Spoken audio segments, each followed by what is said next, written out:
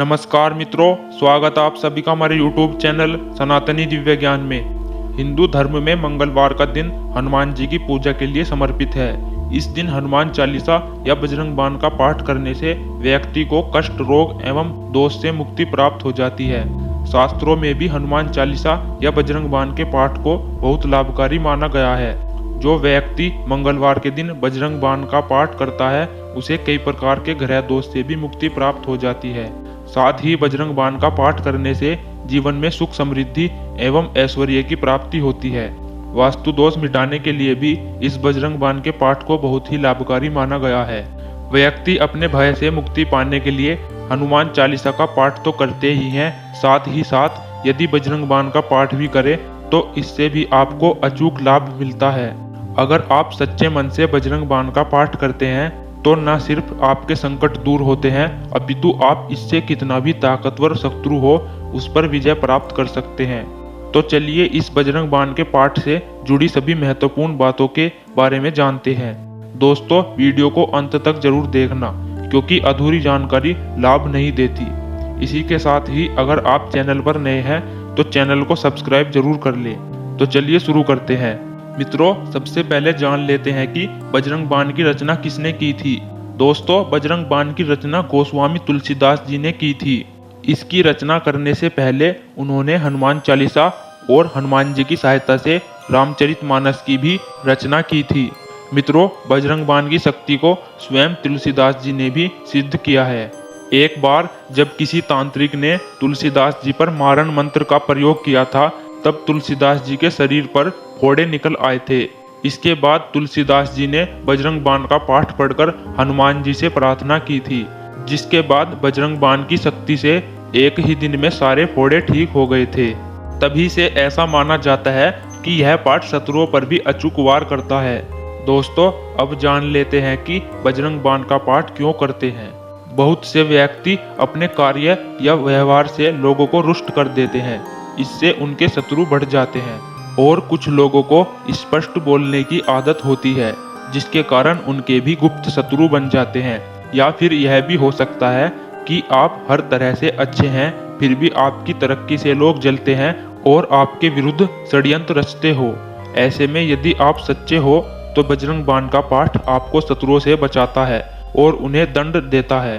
दोस्तों, अब जान लेते हैं कि बजरंग बाण सिद्ध करने का सही तरीका क्या है। दोस्तों, बजरंग बाण को सिद्ध करना बहुत आसान है। बस आपको सच्चे मन से नियमित रूप से पाठ करना है। इसके लिए सबसे पहले पूर्व दिशा में एक चौकी स्थापित करें और उस पर लाल रंग का कपड़ा बिछा दे। अब उस पे हनुमान जी की मूर्ति को स्थापित करें और एक कागज पर ओम हम हनुमंते रुद्रात्मकाय हुम फट इस मंत्र को लिखकर उस चौकी पर रख दे।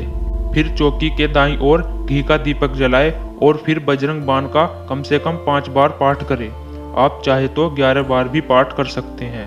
अब मंत्र लिखे कागज को आप उस मंदिर में रख दे जहां हर दिन आप पूजा करते हैं। इस तरह सिद्ध मंत्र को मंदिर में रखकर जब आप बजरंग बाण का नियमित पाठ करते हैं तो आपको जल्द ही शुभ समाचार मिलने लगते हैं।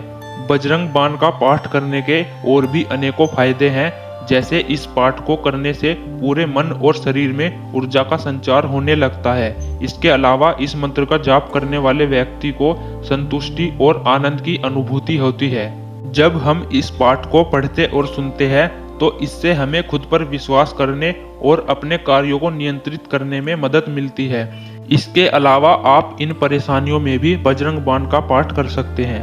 नंबर 1, यदि आपके विवाहित जीवन में कोई समस्या चल रही है तो केले के पेड़ के नीचे बैठकर बजरंग बाण का पाठ करने से आपको जरूर लाभ मिलता है। इससे हनुमान जी का आशीर्वाद प्राप्त होगा और जीवन सुखमय बीतेगा। नंबर 2, यदि आपकी कुंडली में किसी प्रकार का ग्रह दोष है तो आपको नियमित रूप से सूर्योदय से पूर्व उठकर बजरंग बाण का पाठ करना चाहिए। इस दौरान आटे से बना दीपक जलाना ना भूले। ऐसा करके आप कुंडली में मौजूद सभी दोषों को दूर करने में सफलता प्राप्त कर सकते हैं।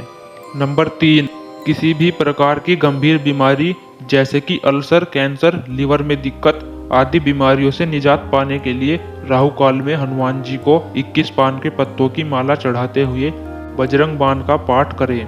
इस दौरान घी का दिया जलाना ना भूले।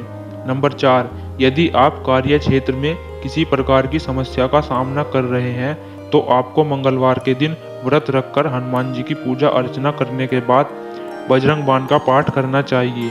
इस दिन हनुमान जी को एक नारियल चढ़ाए और उसे किसी लाल कपड़े में लपेटकर घर के एक कोने में रख दे। नंबर 5, वास्तु दोष की वजह से व्यक्ति को जीवन में कई समस्याओं का सामना करना पड़ता है। यदि आप नियमित रूप से प्रतिदिन 3 बार बजरंग बाण का पाठ करते हैं तो इससे आपके वास्तु दोष दूर हो जाते हैं। इसके साथ ही घर में पंचमुखी हनुमान जी की मूर्ति स्थापित करके भी इस दोष से मुक्त हो सकते हैं। नंबर 6, मांगलिक दोष के निवारण के लिए प्रत्येक मंगलवार को यदि बजरंग बाण का पाठ किया जाए तो इससे मांगलिक दोष का निवारण जल्द हो सकता है। साथ ही राहु और केतु की महादशा होने पर भी इसका पाठ लाभकारी होता है। इसके अलावा बजरंग बाण का नियमित पाठ करके आप किसी भी अन्य मुसीबत से छुटकारा पा सकते हैं। साथ ही रात को सोने से पहले और सुबह ब्रह्म मुहूर्त में बजरंग बाण का पाठ करना लाभकारी माना जाता है। दोस्तों, अब जान लेते हैं बजरंग बाण का पाठ करते समय कुछ बातों का ध्यान रखना जरूरी है, वरना श्री राम भक्त हनुमान बजरंग बाण के पाठ में हुई गलतियों के लिए क्षमा नहीं करते। तो आइए जान लेते हैं।